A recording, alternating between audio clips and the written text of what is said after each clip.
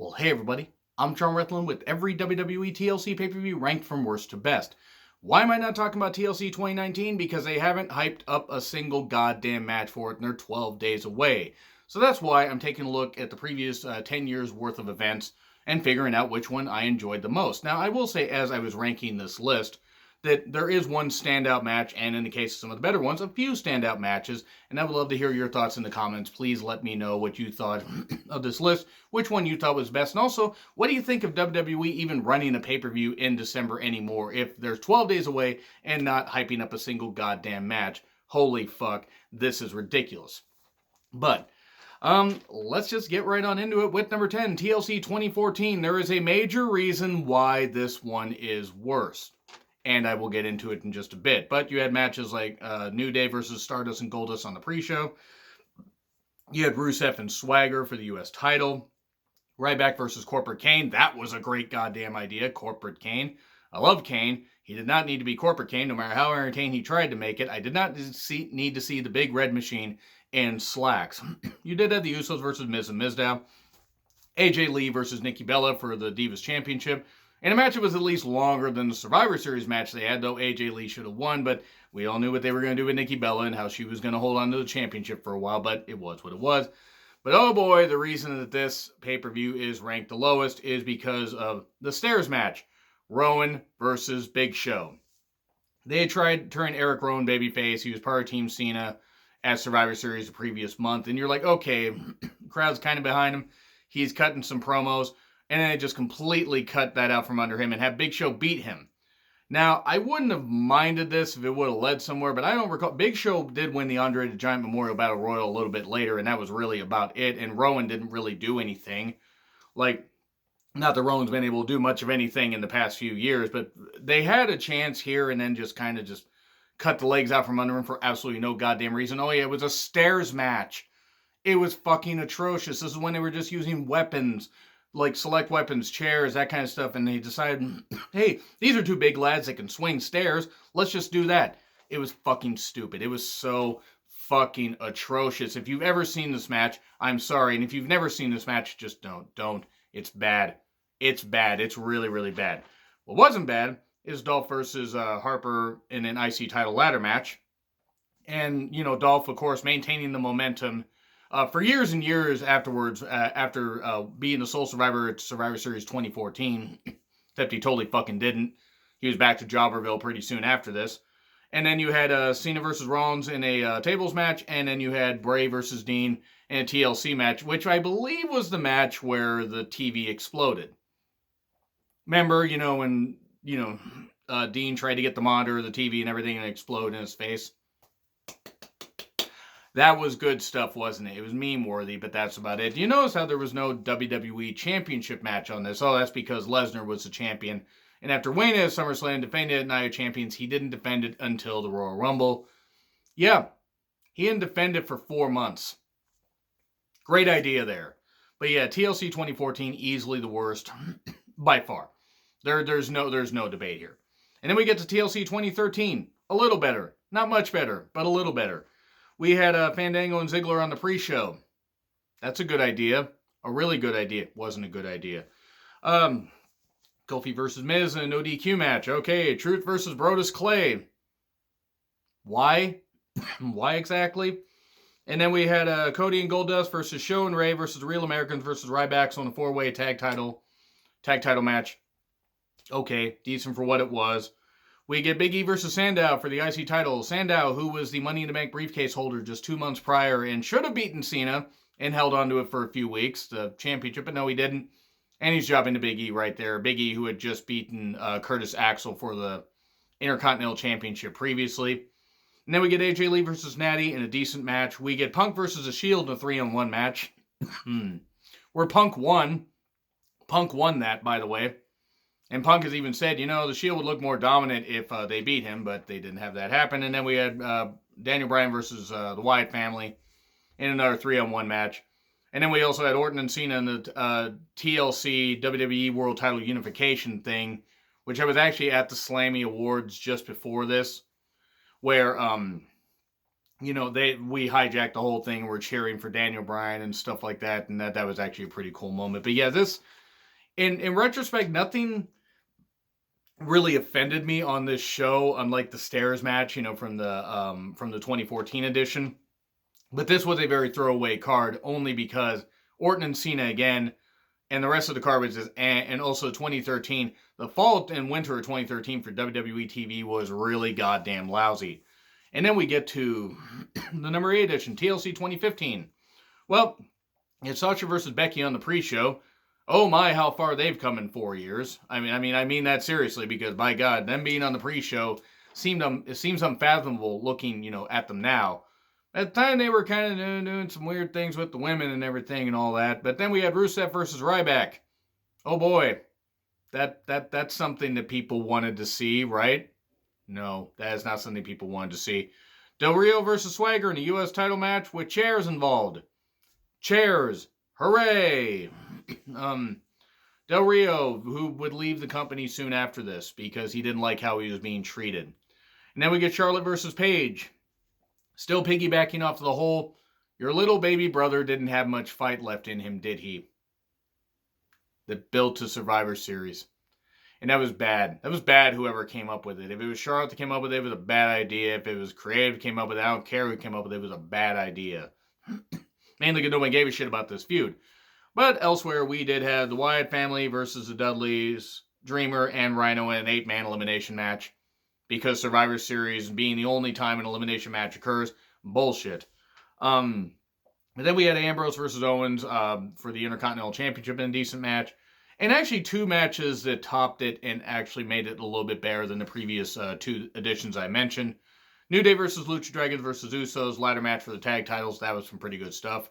And then Sheamus versus Reigns, WWE TLC match, where Sheamus won because of the whole League of Nations thing. Remember the League of Nations? You shouldn't. They were terrible.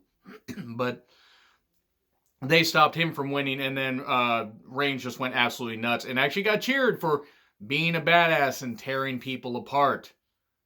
And if they had actually kept booking him like that and just made it where he was like that and wasn't doing suffering succotash and all that, it might have actually worked.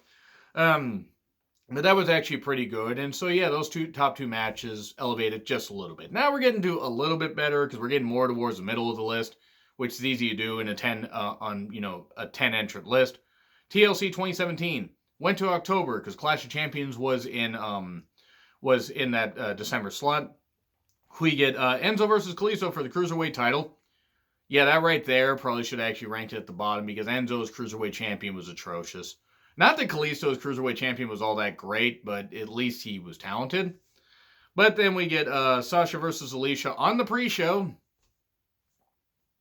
That's how we're using Sasha Banks. Well, 2 years ago they were. Elias versus Jason Jordan when Jason Jordan was wrestling and didn't have a really bad neck, and it's unfortunate if he can't come back. But then we had Cedric Alexander and Rich Swann versus Jack Gallagher and Brian Kendrick. The Brian Kendrick. It was fine. It was a fine match. And then we get Alexa and Mickey. Decent match for what it was. We get Asuka versus Emma in Emma's last WWE pay-per-view match. WWE made a major mistake getting rid of Emma. They should have kept Emma. Emma's goddamn good. She's really goddamn good. And she's tearing it up, wherever she is now. And then of course you had Lio Rush saying, well, I guess that's what happens when you're not ready for Asuka. Good job there, Leo.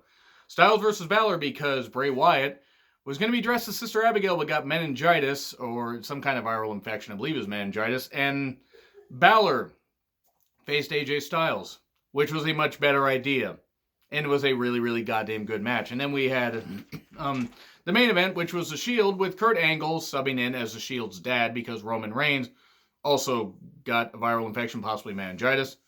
And so, yeah, it was The Shield in a 3-on-5 match against Miz, Braun, Kane, and The Bar in a TLC match. And then when Braun got put in the compactor and then showed up in the trash truck and then showed up in a different trash truck. Wrestling is really fucking weird. But anyway, let's get to entrant number 6. That is TLC 2018. And oh, folks, give me just a second. I have a guest here.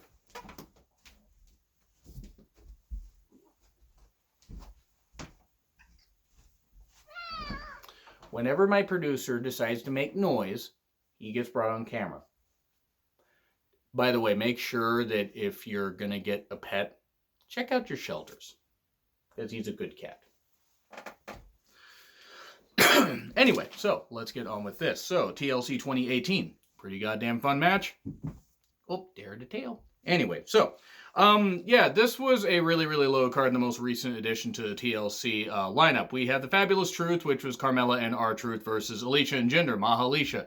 It was the Mixed Match Challenge Finals, and it was bullshit. It had Jinder in it. I mean, I'm sorry. What do you want me to say? I just don't care. And it had Carmella in it.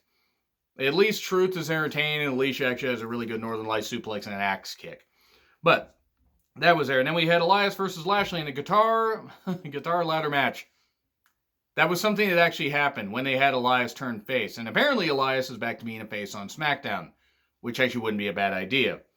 And then we get Braun versus Corbin in a TLC match. But because Braun had that elbow injury, people subbed for Corbin and beat the shit out of him because it was an ODQ match. And then Corbin was ousted as being the GM of Raw. Remember that when they had him drag TV ratings down? Even if he was being given that material to say, he was dragging TV ratings down. Holy fuck, was it fucking terrible. And then we get Murphy versus Cedric for the Cruiserweight title. Dean versus Seth for the IC title, though, in what should have been a blood feud, and it wasn't very good. You should have let them go out there and have a goddamn street fight. They didn't. Dean won the Intercontinental Championship. Nobody fucking cared, which is a shame given how good his his heel turn was initially. At least, when he first turned. Finn versus Drew in a decent match. The Bar versus New Day versus Usos for the SmackDown tag titles was pretty good. Ray versus Orton in a chairs match. Actually pretty innovative uses of the chairs. And then we get Rousey versus Nia in Nia's best match that she's had, at least singles match that she's had in her career. And I'm not the biggest fan of Rousey, at least outside the ring, but I will say that feud she had with Nia, well, not great. At least Rousey got something out of Nia, because Nia's not very good. Natty versus Ruby in the tables match, a very uncomfortable feud around, the death of Natty's dad. I'm sure the Ruby didn't want to say any of that stuff, but they made it work. They made it work the best they could. And then we get Bryan versus AJ Styles in a WWE title match. Really, really good match. Really classic. I don't know why the crowd shit on it. And then we get Asuka versus Charlotte versus Becky. TLC match with the SmackDown Women's Championship on the line, where Asuka won. And then beat Becky at the Royal Rumble the following month. And then they proceeded to do absolutely basically nothing with her until they started teaming her with Kairi Sane for no reason. This is where things started to get a little better. And it was cool to see Asuka win. I was cheering for Asuka to win.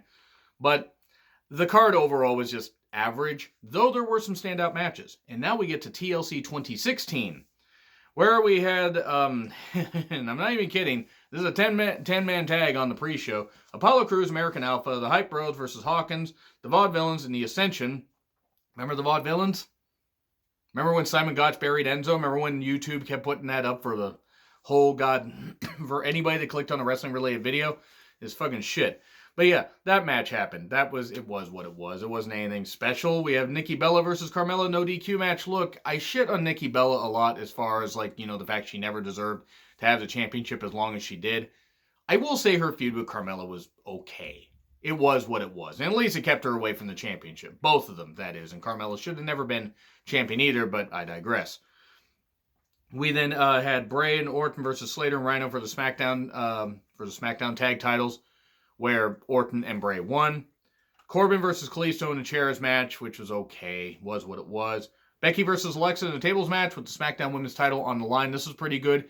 Bit of a wonky finish, but Alexa winning was the right call because it got more people behind Becky, and Alexa was able to go out there and be more of a heel and everything, and that was some pretty good stuff. Miz versus Dolph for the IC title to cap off their feud, because to be perfectly honest, this is about when the feud had jumped the shark, but it was still a really good match, a really classic match. And then Styles versus Dean TLC match for the WWE Championship, where Ellsworth interfered, because of course he did. At least he wasn't, allegedly exposing himself to underage girls. Oh dear. But this is when the Styles and Dean feud, because Styles pretty much feuded with Dean Ambrose for about 8 years of that 4 month reign. But it was at least it was a good match, and there was some pretty insane bumps there. And I believe Styles also ripped his tights during that, if I recall correctly. But then we go to number 4, TLC 2012. This is when things get a little bit better. We get Del Rio and The Miz and the Brooklyn Brawler versus 3MB, where Del Rio weirdly turned babyface and Miz was in the midst of a babyface turn. The Brooklyn Brawler was teaming there. Why? I don't know why. Cesaro versus Truth for the U.S. title. Eve versus Naomi for the Divas Championship, and a match that was given no real good time. Rhodes Scholars, which was Sandow and Cody Rhodes versus Rey and Sin Cara. Tables match, number 1 contenders for the tag titles. Kofi versus Wade Barrett for the IC title. Big Show versus Sheamus. Big Show versus Sheamus, well before Shane returned. In a chairs match for the world title where Big Show brought out the comically large chair and just smashed Sheamus over the, in the back with it and stuff like that. And maybe over the head. I don't know. That was funny. It would have actually been funnier if you smashed him over the head with it, because there would have been no way even putting your hands up that would have worked. The Shield versus Team Hell No and Ryback TLC match was absolutely great. To me, it was only just barely beat by Ziggler versus Cena ladder match with Ziggler's Money in the Bank briefcase on the line. That was some pretty good stuff, and AJ Lee turning heel, which was really enjoyable. So those top 2 matches, and a couple underneath. I mean, the comically large chair was kind of funny. This was a nice breezy show where nothing was particularly bad except the aforementioned 6-man tag that 3MB was involved in, and they were actually sadly the best part of it. We then get to TLC 2009, going all the way back to the beginning where they started doing these pay-per-view match concept, pay-per-view themed concept things. It was ridiculous. Michelle McCool versus Mickie James for the women's title because it was given no time, and then this would spur up the whole Piggy James thing. Not at the pay-per-view. Fuck. Why? Why the Piggy James thing? It's not even Michelle McCool's fault. Oh, I always thought Michelle McCool was overrated, but this is ridiculous. Taker versus Batista world title chairs match. Look, the match should have been better than it was, because Taker and Batista put on some great goddamn matches, and Batista was just fresh off a heel turn. And then used the world title to win, but since it wasn't a chair, they restarted the match and then Taker won. It was just fucking stupid. And it wasn't a good match. It could have worked with just chairs. I mean, it just didn't. It just didn't. I don't know what the misfiring was, but it was ridiculous. Orton versus Kofi. Because Kofi had just won the Survivor Series 2019, or not 2019, that would have been kind of cool, 2009. And guess what? He jobbed out to Orton right here. Now, if Kofi had beaten Orton in the blow-off match a little bit later, that would have been a whole lot better. Guess what he didn't do? He didn't beat Orton. Stupid, stupid, stupid. That's what it was. We then get DX versus Jericho and Big Show in a TLC tag title match, where at one point Triple H had to hold up the ladder and everything. So, because apparently they couldn't afford more ladders to eventually win the tag titles. It was ridiculous. We then get Drew versus John Morrison for the IC title, where Drew won. We get Sheamus versus Cena in a tables match for the WWE Championship. That was pretty good stuff. That was some actual really enjoyable shit. That was good stuff.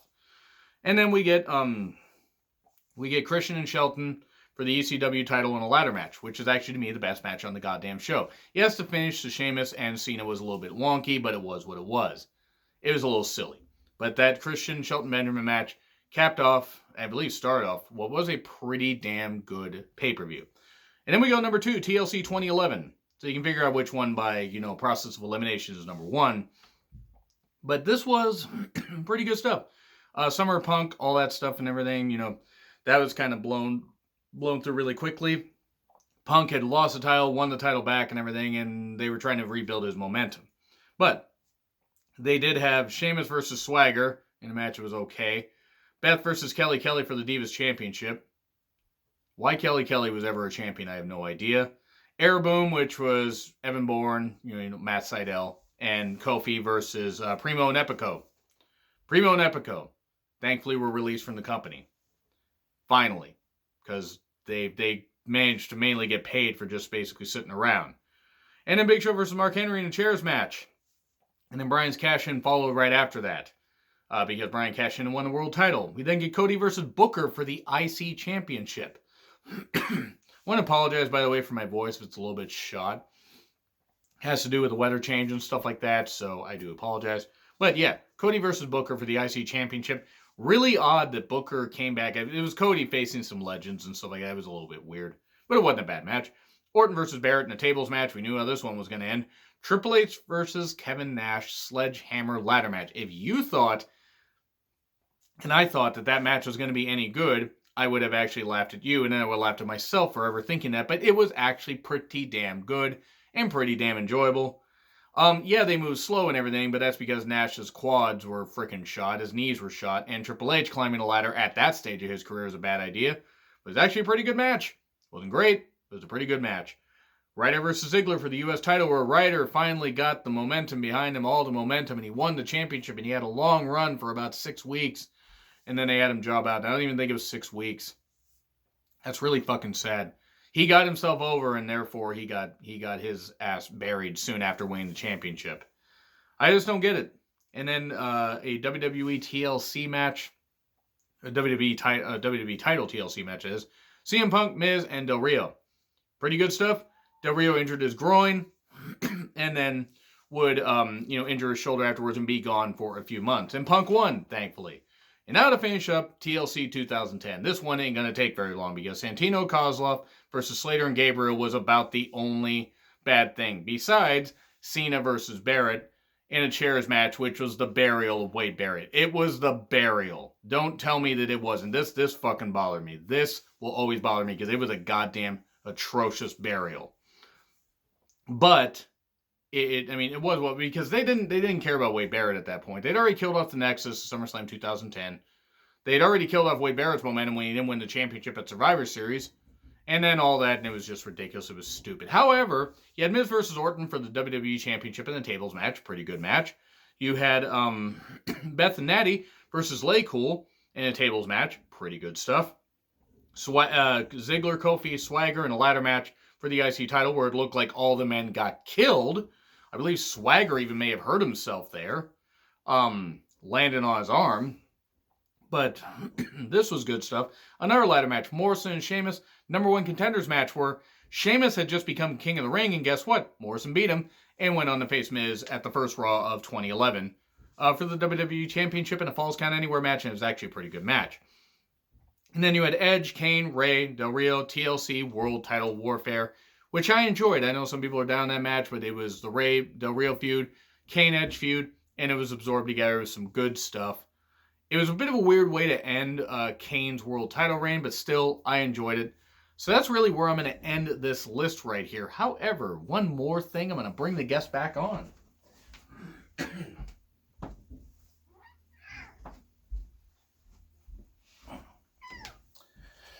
Because it's always important to ask the producer, and he hated the Cena burial, or he hated Cena burying Wade Barrett. He did like the CM Punk retained at TLC 2011. And you know what he also liked? He liked when the TV exploded in Dean Ambrose's face. Because he's a bit weird. But anyway, that's going to be the end of that, folks. So, agree, disagree with what I said. Like, share, subscribe, Twitter handle in the description. I'm John Ritland. I'll see you soon.